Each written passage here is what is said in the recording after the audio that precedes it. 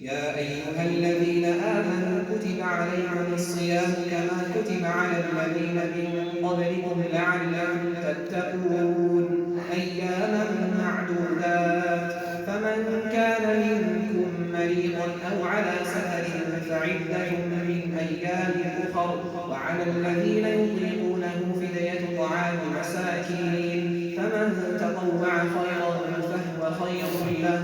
وأن تصوموا خير لكم إن كنتم تعلمون شهر رمضان الذي أنزل فيه القرآن هدى للناس وبينات من الهدى والفرقان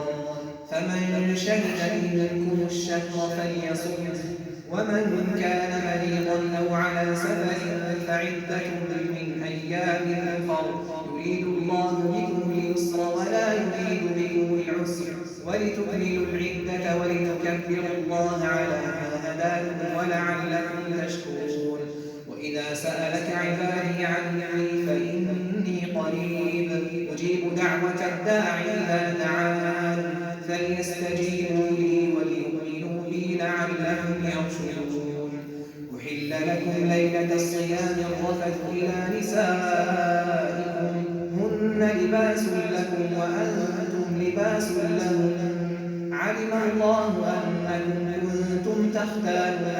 أنفسكم فتاب عليكم وعفى عنكم فالآن باشروهن وابتغوا ما كتب الله لكم وكلوا واشربوا حتى يتبين لكم الخيط الأبيض من الخيط الأسود من الفجر